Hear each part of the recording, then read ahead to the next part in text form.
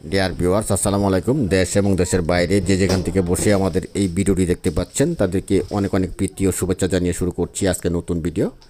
আজকে আমরা আলোচনা করব বাংলাদেশের মাছের বাজারে অত্যন্ত উচ্চ মূল্যের এবং অত্যন্ত সুস্বাদু একটি মাছ নিয়ে। দেখতে পাচ্ছেন গুলশা মাছ, এবং এই গুলশা মাছ কীভাবে আপনি অতি অল্প সময়ে চাষাবাদ করে হারভেস্টিং করতে পারবেন বা বিক্রয় করতে পারবেন এই বিষয়ে আমরা আলোচনা করব।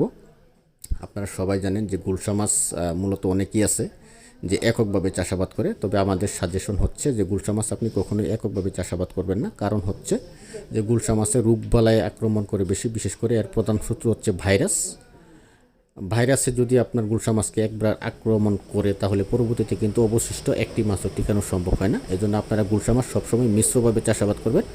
বিশেষ করে কার্প জাতীয় মাছ, রুই আছে, কাতল আছে, বা দেশি শিং আছে, পাবদা আছে, ট্যাংরা আছে, এইগুলির সাথে আপনারা গুলশা মাছ চাষাবাদ করবেন এবং প্রতি শতাংশে আপনি মিশ্রভাবে 200 থেকে 250 পিস গুলশা মাছ আপনি মজুত করবেন। এবং খাবার হিসেবে এই আপনার শিং আছে, পাবদা আছে, গুলশা আছে, এগুলিকে যে বাজারে যে রেডি ফিড দেওয়া হয় ওই রেডি ফিডই আপনাকে দিতে হবে মোট মাছের ওজনের 20%। এবং এর পাশাপাশি আপনাকে জীবাণুনাশক ব্যবহার করতে হবে প্রতি 15 দিন পর পর। কিমসেন আছে, পলগার্ড আছে, পেথোনিল আছে, মাইক্রোনিল আছে, এগুলি আপনারা ব্যবহার করবেন। এবং পুকুরের পানির মধ্যে যদি অত্যাধিক পরিমাণ গ্যাস হয়ে যায় সেজন্য আপনারা জিওলাইট ব্যবহার করতে পারেন। প্রতি 1 মাস বা 25 দিন বা 1 মাস পর পর আপনারা জিওলাইট ব্যবহার করতে পারেন।